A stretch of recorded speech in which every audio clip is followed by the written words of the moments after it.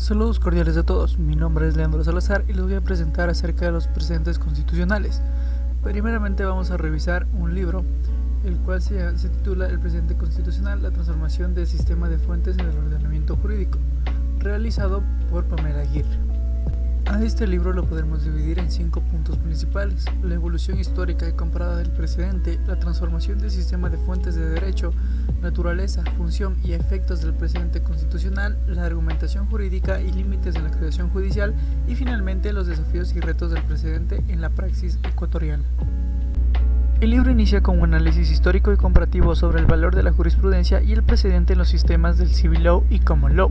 Se estudia cómo la tradición ecuatoriana, originalmente influida por el Civil Law, ha ido incorporando características propias del precedente vinculante, típicas del Common Law en el ámbito constitucional.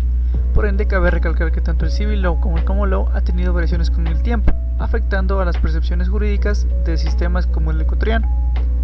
Posteriormente se aborda la transición del Estado legal al Estado constitucional, destacando cómo la Constitución de 2008 redefine la jerarquía y naturaleza de las fuentes del derecho en Ecuador. La Constitución pasa a ser la fuente de fuentes y la Corte Constitucional se erige como órgano de cierre e interpretación suprema cuyas decisiones tienen carácter vinculante.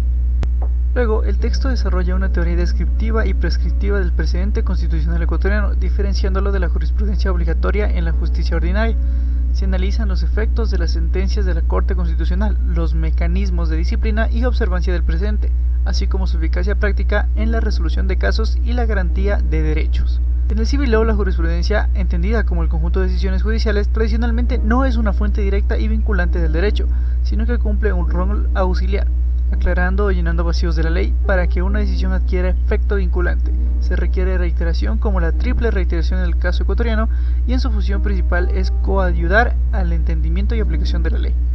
En el Common Law, por otra parte, el precedente es inherente al sistema y constituye una fuente primaria y vinculante del derecho. Aquí el precedente se refiere a la regla establecida en una decisión judicial que debe ser seguida en casos similares posteriores, dotando al sistema de coherencia y previsibilidad. El precedente es una parte de la jurisprudencia que tiene carácter obligatorio para casos análogos.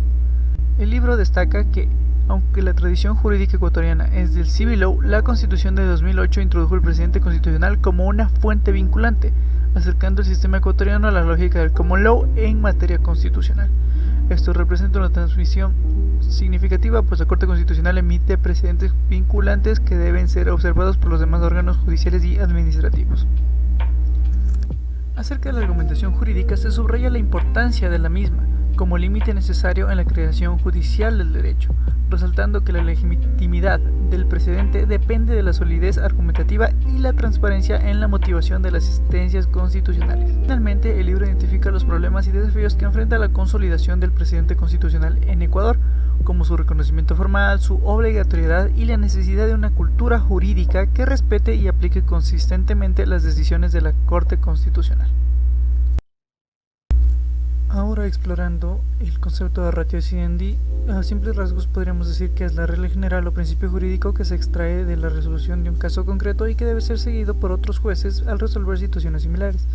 Sin embargo, en la Guía de Jurisprudencia Constitucional, el precedente judicial corregida, editada y actualizada a abril de 2024, nos podría dar la oportunidad de explicar detalladamente que el ratio decidendi es el fundamento central o conjunto de razones esenciales que justifican la decisión judicial y que constituye la base vinculante del precedente judicial.